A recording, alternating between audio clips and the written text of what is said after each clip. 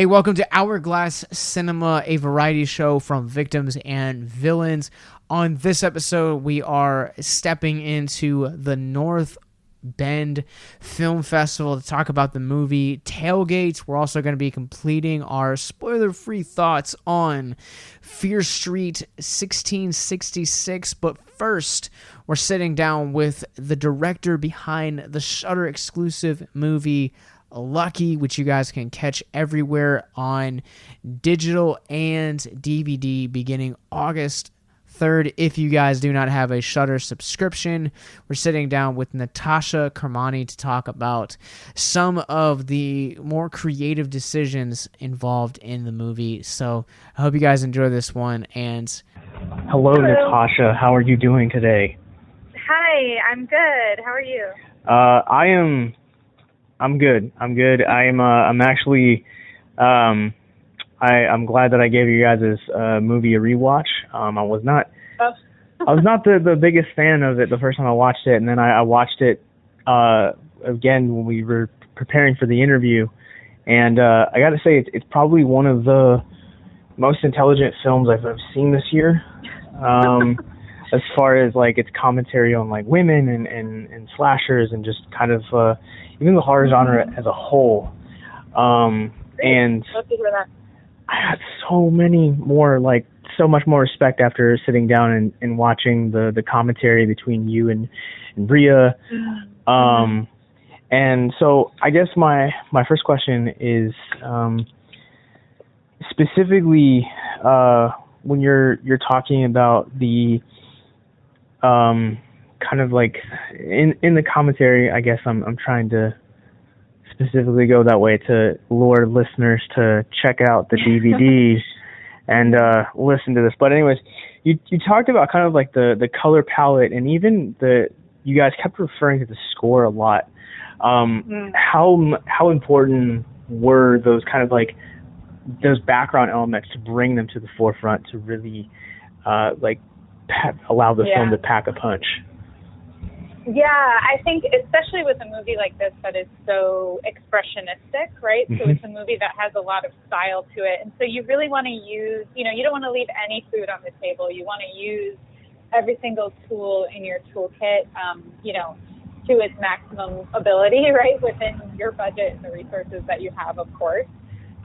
So absolutely, I think very early on we wanted to bring on all of our department heads, right? So our cinematographer, our composer, our costume designer, all those people we tried to bring in as soon as possible so we could start having those conversations. And, I think that's one of the wonderful things about filmmaking that is narrative and not documentary, right? You get to actually choose all of the details of this world. And so to not take advantage of that in a story that is so dependent on every single little detail, helping the overall feel,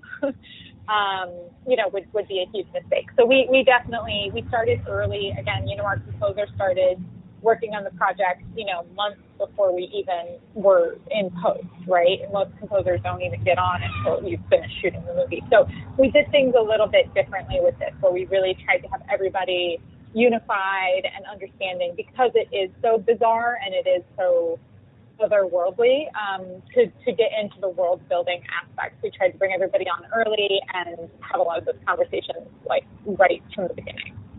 It shows, and that's why I feel like one of the things that I really admire about this film is just how rich it is, not only with its lore, but its like subtext as well. And one of the more interesting things that I found is that you guys talked about it in the commentary, specifically about how Rhea is really the only person in the cast that has kind of been in the genre for a while, but you guys really surrounded her with a lot of like comedians.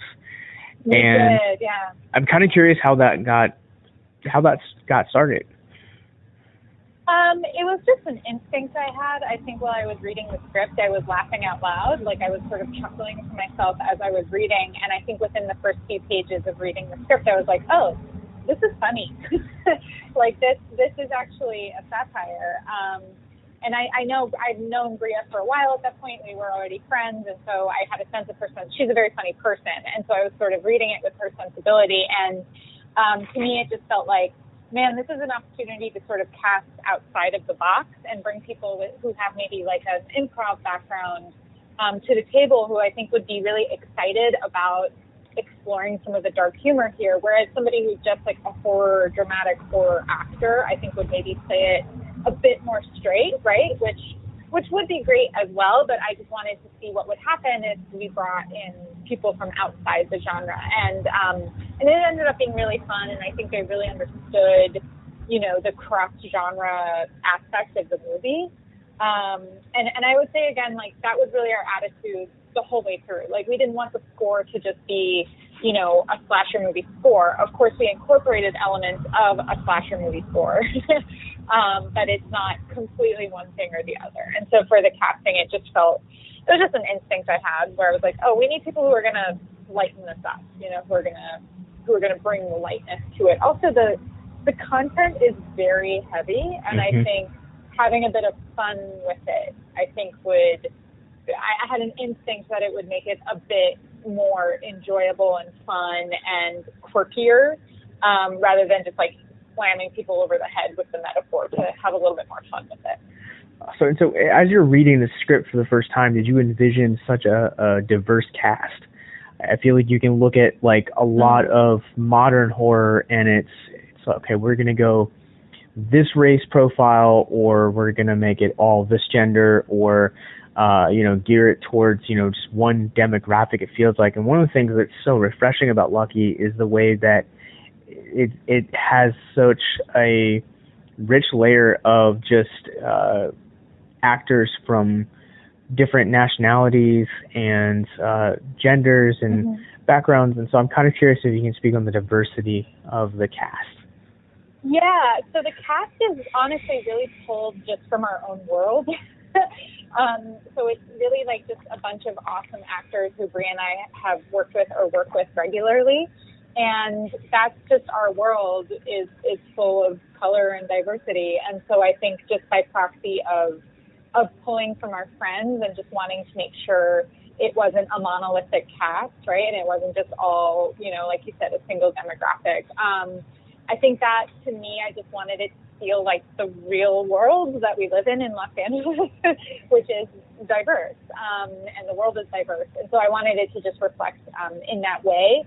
And then I don't want to say, though, that it was colorblind casting, because I don't really believe that that's real either. I think, race is something that we have to talk about, right? Like, it is always a part of our conversation. And so that's all to say that knowing that Bria is a white woman was at the center of our film, it was, I think, important to me to not necessarily skirt around that idea of white feminism and sort of her inability to form allyships with the other women, and especially the women of color in the movie.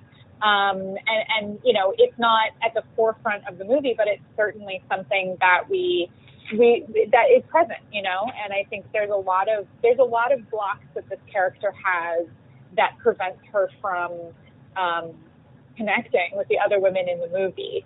And, so all of those things were all part of the conversation and very important. But at the end of the day, I think it's just really by proxy of, one of the cop characters is my good friend Siobhan, right? And I knew we didn't have a lot of money, right? So I call Siobhan and I say, hey, you're awesome. Do you want to come out and hang out with us for a day? And so a lot of the casting came about that way.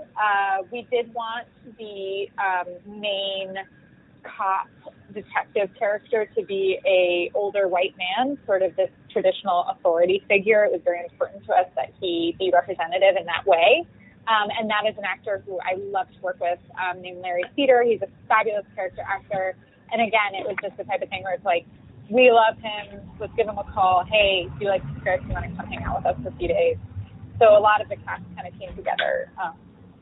With friends and family, we call it. That's awesome. That's got to definitely just make the work environment that much more pleasant. Yeah, especially when you don't have a lot of time and money. It's just good to know, like, great, this person's going to be on time, we're going to have a good time, everybody's chill, everybody likes each other. Like, that's just a really nice way to run your set. So Lucky, basically, just if listeners don't know, it's a Shudder exclusive title right now, getting ready to come to be available on VOD and DVD.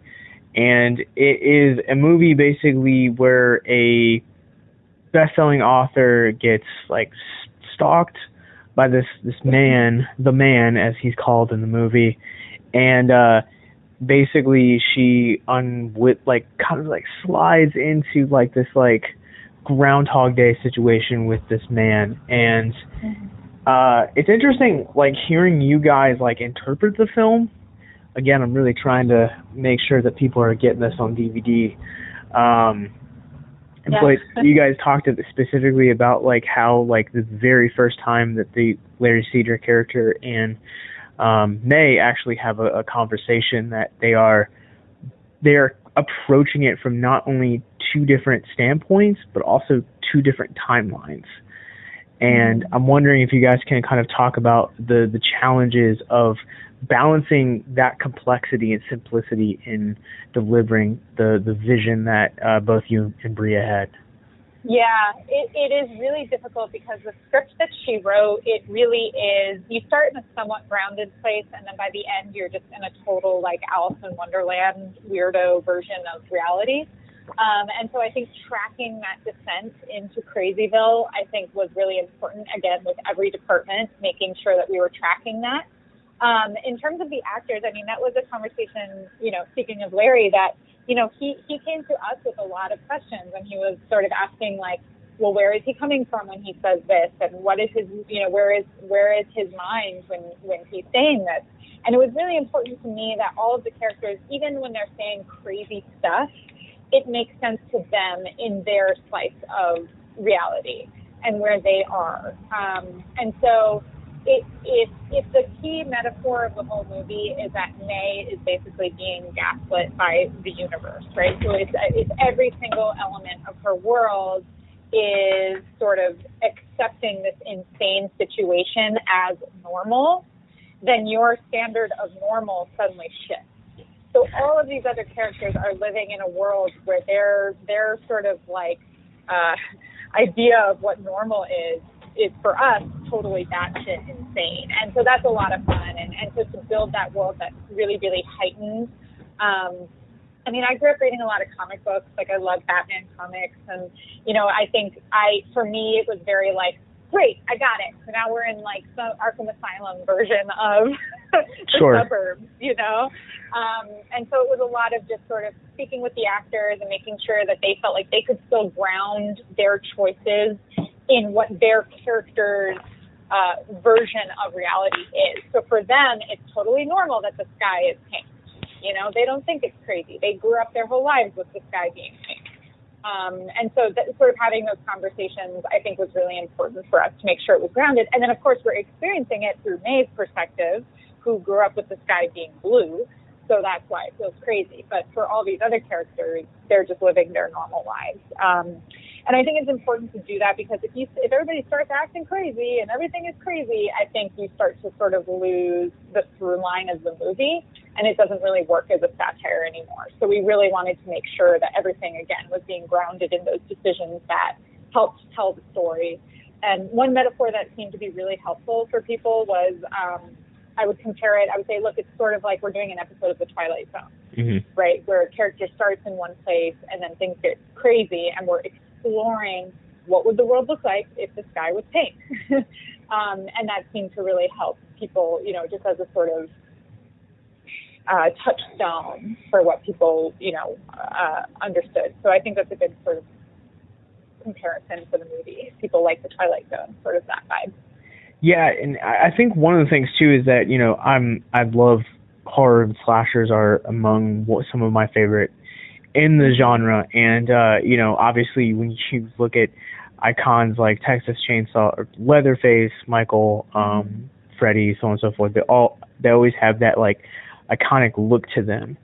And the man very much has this very like interesting, like, I don't even know how to describe like his mask, but when you guys that's what we were going for.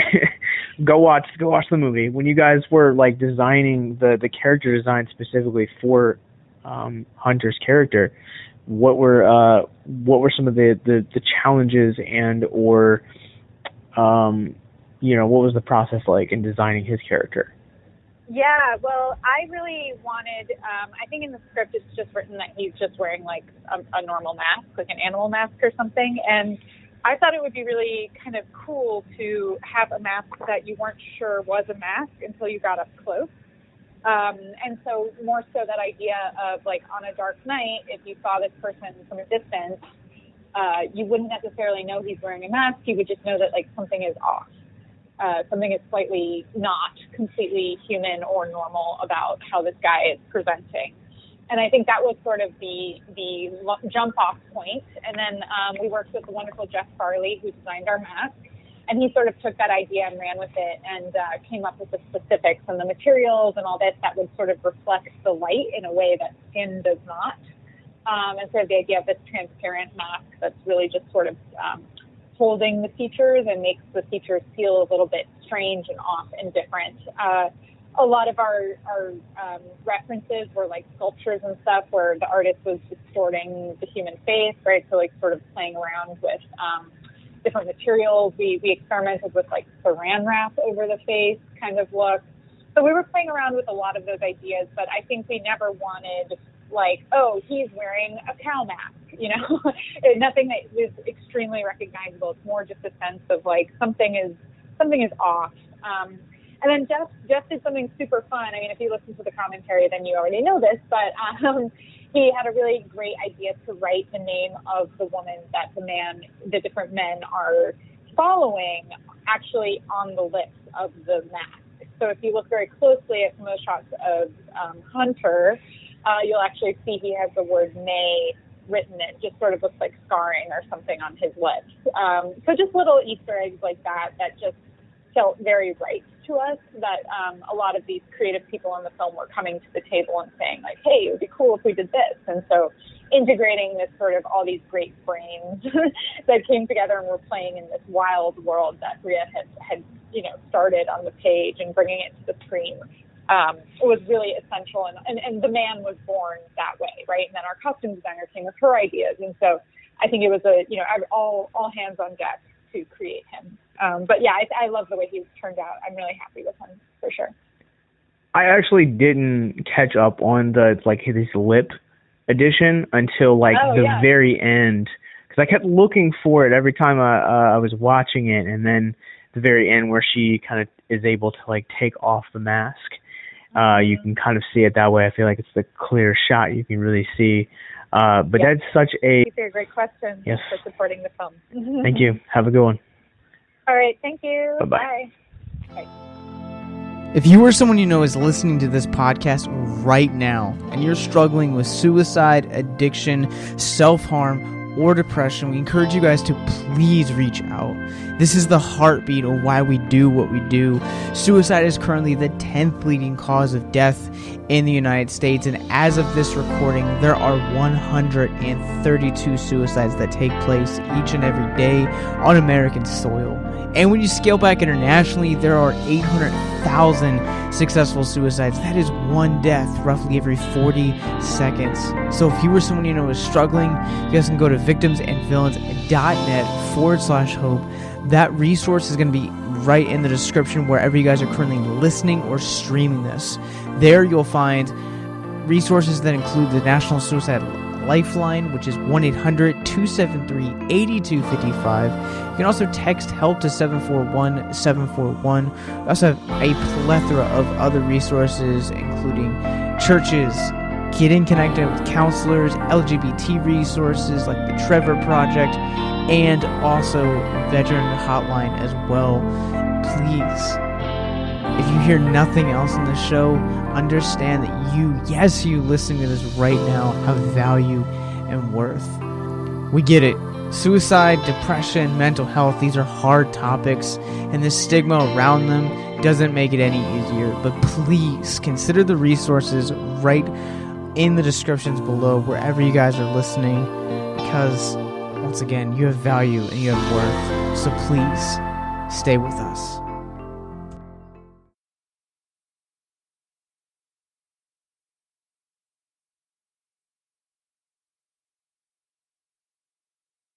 But what is going on, Mark? Oh, not much. Just watching movies and petting a dog. Scooby. Pretty much. For those of you guys that don't know, Mark's dog looks and acts exactly like Scooby-Doo. Yeah, he's a giant doofus, and he's awesome. Those are the best kind, though. Well, so let's jump into Tailgate first.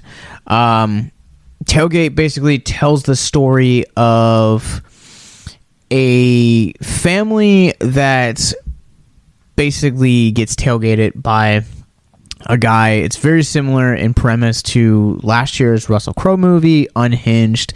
The only one for this one is this guy's like straight up sadistic, and he basically follows them and basically slowly tortures them throughout the last half of the movie. And this was one of the very few horror selections that the festival offered. So, Mark, what were your thoughts on Tailgate? So it was interesting to see a Netherlands take on that kind of psychotic, cut off in traffic kind of movie, like you mentioned earlier, Unhinged, and I believe Samuel L. Jackson and John Cusack had one too. It was very similar. Not a lot of places put out this kind of movie, but it's not an uncommon horror subcategory, I guess. It's a cool take. It's neat to see what they did with it, with this style movie in another country and how they handled it. From the whole aspect of the family having to deal with basically a psychopath. So I don't want to ruin what makes this movie better than Unhinged, just because I feel like it really sinks its claws into the horror element in that way. I kind of really want it to be a surprise because it was one of the most fascinating aspects of the film that I came across. But in doing some research, it's always interesting when you're looking at foreign films or films that aren't, present, easily accessible to us in the USA. Because this film, being a Netherlands film, it actually is a couple years old by this point. I think if what I came across, it was like originally 2018, 2019, which is definitely about right. So this film actually predates Russell Crowe's film, but because of like transitions between countries, and so we're seeing this after the fact. But yeah, it was 2019. It looks like. Yeah, I really enjoyed this film. I Unhinged last year wasn't anything like to write home about. It was a fantastic movie. Russell Crowe was really good, but there's nothing really special about this. This film, however, has got to be one of the best international movies that I've seen this year. And I say that just because it starts off very gripping and then it kind of mellows out, but it has this tendency just to keep intensifying itself as the film progresses. And so what you have as what initially begins as a thriller really slowly starts to descend into madness. And when it kind of makes that transition ever so slightly, it really captivated me as a viewer. Yeah, and I like the difference in the scenery, because most of them we get stateside or in the middle of like New York or Los Angeles or a country road, where Tailgate is basically just a Netherlands town and the interstates connecting them. So it's a little bit different setting, and just a little bit seeing, like, without giving anything away in the movie, one of the things you see in the movie is overseas, which is something I wish they do here. You got somebody coming up on your bumper, they flash their lights, you get out of the way so they can pass you. And they have a scene similar to that, which plays into the in the long run to the story of what happens with Ed, the you want to call him villain, but I mean, he goes pretty hard, so yeah, I would argue he is a villain. Yeah, but I mean, the dad. That's all I'm going to say about that. Yeah, they made the dad an extremely unlikable character. There's a couple scenes where with like him and his daughters, and he's like trying to like they're like playing a game where they're trying to guess like who's behind the wheel, and they're like all of these like super obnoxious, really offensive stereotypes, and like that scene in particular, and then as they kept going further into the movie, like I'm not really like connecting with this guy. Like, unfortunately, like Ed is kind of dark and twisted, but like this guy has it coming to him. You almost root for Ed at a certain point because of just how shitty the dad is. I feel so sadistic saying that, but you're absolutely right. Like, the dad is he's just a terrible person. And I also want to put a trigger warning out here. This film, I don't know when this kind of came back into style, quote unquote, but they use the R word in this like multiple times. And like, I don't know, like that's just, I feel like we've gotten to a point in our society where like that word is just, you don't say it anymore. Well, the parents did turn around and correct him for that. Like, I only remember one scene, and I grew up, that word was very common growing up. It's just what you called somebody.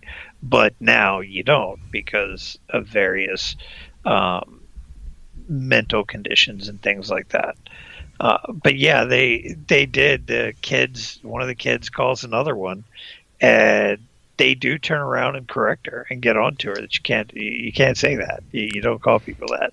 They do, but at the same time, like I don't know, like I've just seen like a cluster of movies recently where like they've used those words a couple of times, and so like I might kind of be having like an overlap, but it was definitely a scene that stood out to me. I did want to ask though, like particularly on Ed and his MO, which I don't want to spoil here for people that haven't seen it yet. How did you feel about kind of like his like, I guess like his hierarchy of like apologize, and then kind of like torture and then ultimate like death? Like, how did you feel about that? Maybe I'm just an old crotchety dude at this point, but at a certain point with dealing with the youngins, you almost wanted to give Ed a high five. Show some respect to your elders.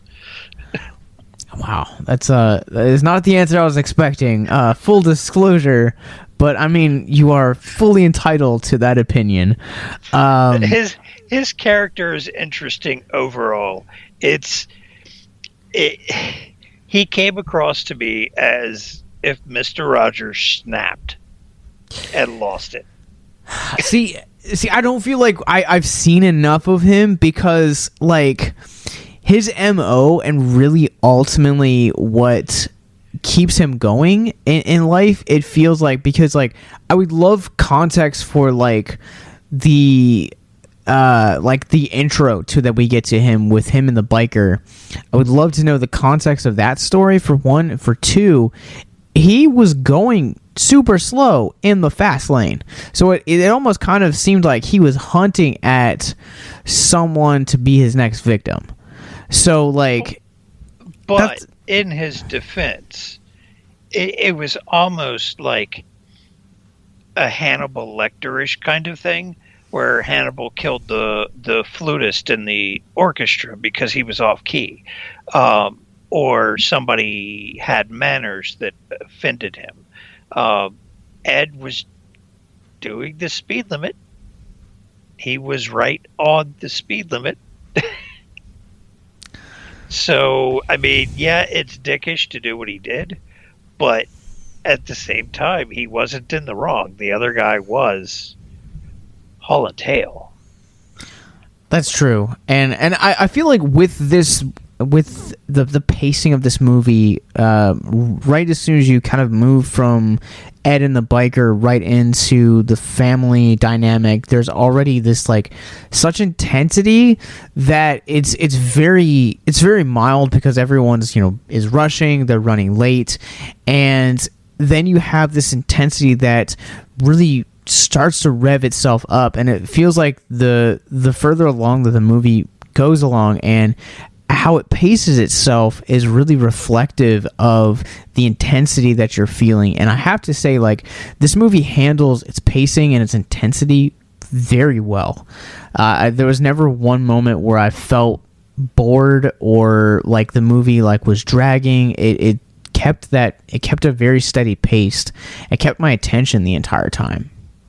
Yeah, because something's always happening. That there was always some sort of suspense or something going on that kept you tied into the whole movie.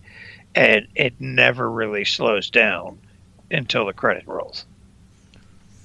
Yeah, and even the way that this ends, like the very last frame, there's such a smooth transition that it's jarring, like how smooth the transition is, because there were several times where I thought the film was going to end, and I was like, it can't end like this because this seems too hopeful.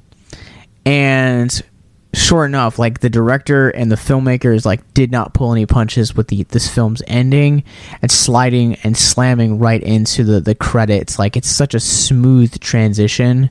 But I really have to say, like I don't want to say it's one of the best films of the year, but it's definitely one of the best foreign films that we've seen stateside this year. Yeah, and if you like a good thriller, suspense, horror, it's a good entry into the list. It'll keep you engaged the whole movie, and I really would like to see more of Ed. Either like a prequel or something. I think they could do more with Ed. Yeah, he's such a compelling, fascinating character. Like I would really love to know kind of his like MO and kind of how it started, because unlike Russell Crowe last year, that in Unhinged, because I feel like you're going to make so many comparisons to these movies, his character never felt that compelling because he just seemed like a guy that just was having a bad day, pushed a little bit too far. Like I would kind of compare his character to like a more grounded version of Ben Stiller's Mr. Furious from Mystery Men. Whereas Ed feels like I don't want to say like a serial killer, but a more methodical, like almost like a slasher icon pushed too far. Like almost, yeah. And the way they present him, you want to know more about him. Yeah, exactly. And so my thing is that I really wanted more of him, and I would love to kind of see more films made in this world. So on our Rorschach rating scale, 0 to 5, Mark, where would Bumper Cleef land for you? I'd give it a 4.5. Okay, I'm gonna go a little bit lower. For me, this is definitely a solid 4 out of 5. I just found Ed just interesting in the way he was presented. He's so good in this, and the actor that brings him to life is again just really compelling. It's just I don't know really what holds this back for me. It's a 4 for me. Like. So Tailgate is I don't know like any more details, but it was playing at North Bend Film Festival.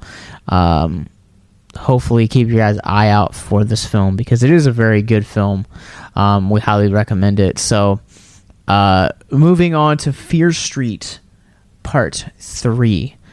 1666. This is the origin story slash sequel slash end of the trilogy for this one.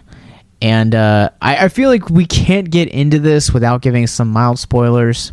So, Mark, what do you think about 1666? It's interesting the way they did the entire series.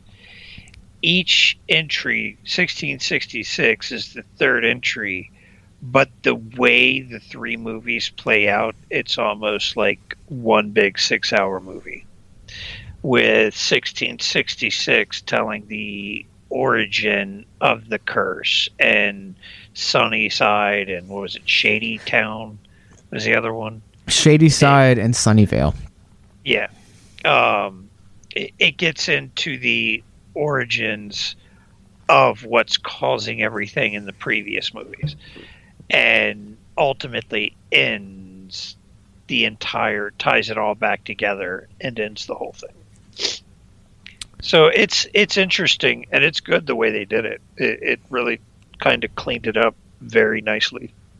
I came into this one really not having, like, I don't want to say like high expectations, but I didn't hold my breath because I feel like 94 set the bar so high because it just, every character had their moment. It was a nod to 90s slasher. It had an awesome soundtrack, very compelling characters. The performances were riveting. And then, like, I got into, if you guys have listened to past podcasts, you guys know that there's a little bit of an age gap between Mark and I, so we see things a little bit differently. But 78 kind of bored me a little bit. Like, it still had like those like really good characters, but it wasn't to the level of pedigree that 94 was. And I think a large portion of that is because it felt like a distant cousin to Friday the 13th Part 2, which if you guys listen, go ahead. I actually liked Part 2 better than Part 1.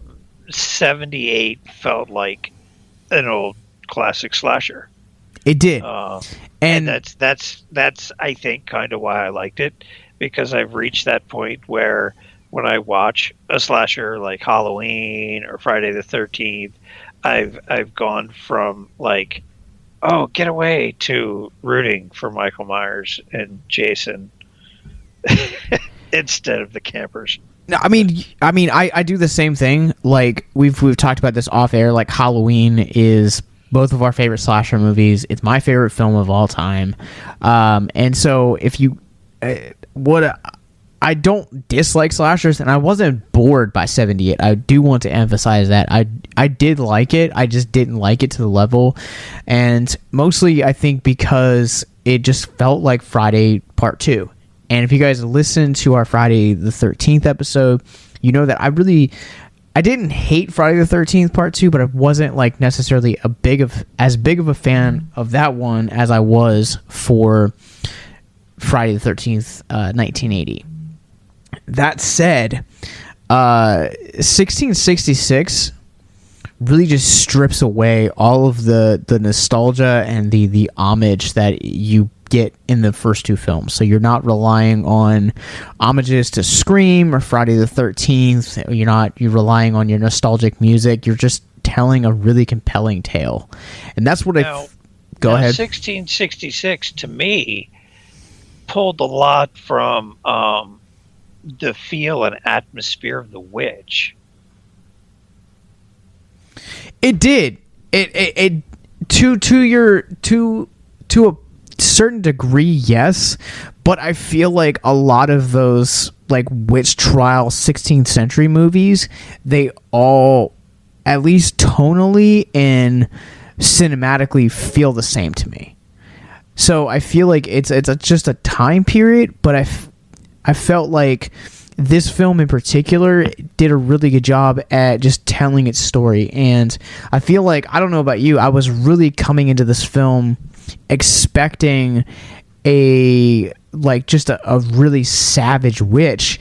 And what we actually ended up getting actually transforms and creates this really sympathetic tale of Sarah Fear and actually flips the script on who the real villain of the story is, which I've really found just refreshing and compelling, but also at the same time, like, this film in particular transforms the entire trilogy into this witch hunt, into a love story, which I thought was something that I wasn't expecting, and I just found utterly so compelling and had me on the edge of my seat the entire time.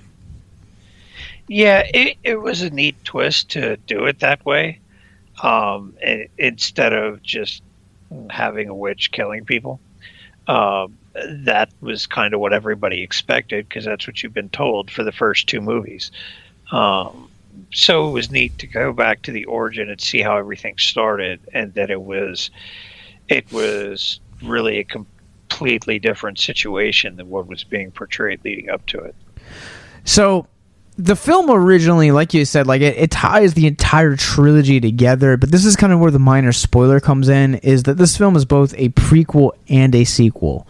So it's set up a lot like Rob Zombie's Halloween, where you have the first half of the film being a prequel to kind of the story of that we already know, and then the back end of the movie is telling a sequel. It's kind of like closing itself up on what we've been seeing woven into not only 94 but 78 as well. And how did you feel about that, the way that they handled that kind of like transition?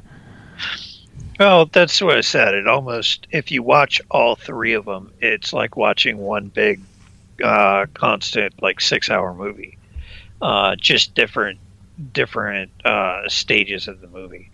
It didn't bother me. It doesn't take away from it, because when you watch the first two, you realize what they're doing and the style of how the whole thing is coming along, and that it has to tie up all the loose ends from the first two movies, as well as the kind of realization of the third movie and getting closure on that as well.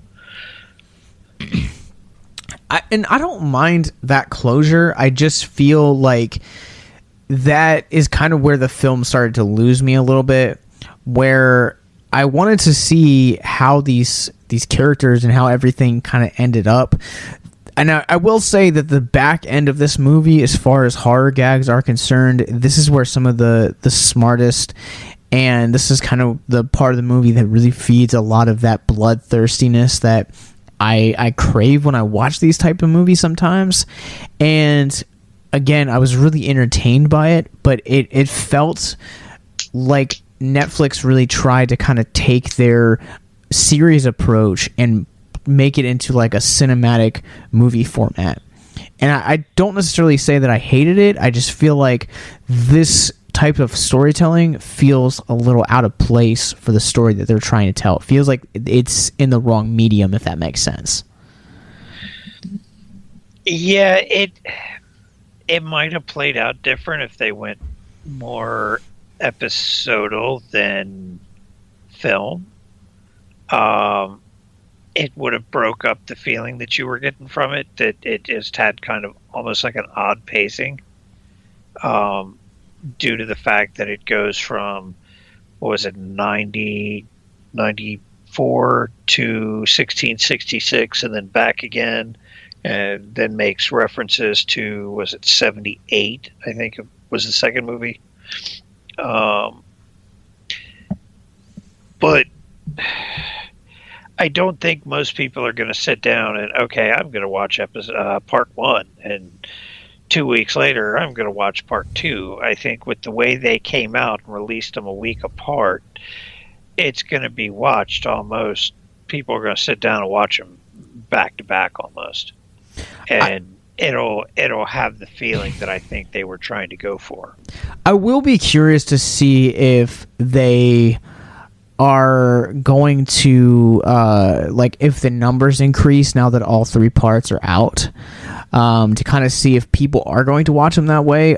I didn't watch them in that way because I'm such a massive R.L. Stine fan. He was my gateway into this genre, and so I was really excited and curious to see what they were going to do with rated R movies.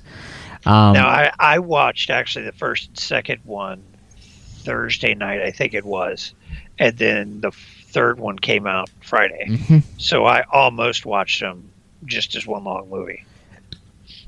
But then I feel like you look to other movies specifically, and like the transition between like Friday the 13th Part 1 and Part 2, like almost kind of feel like they take place in one night. And then you look at something like Halloween 2 and Halloween 78 and Halloween 2 from 1981, and they both take place. That's one long continuous night. I feel like that's the best example I can look to say that, like, hey, like, this is possible to do.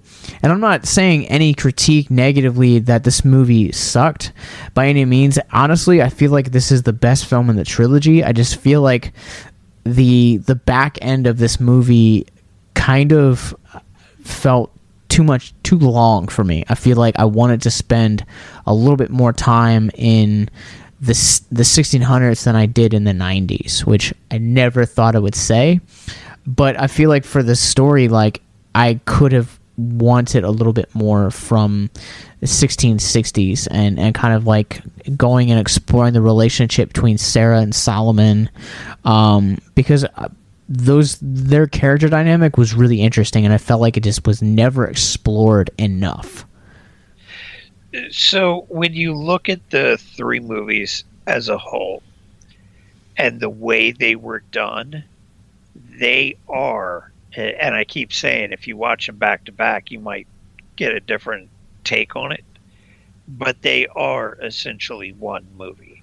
You've got the events of the first movie in the 90s, in 94, and in the process find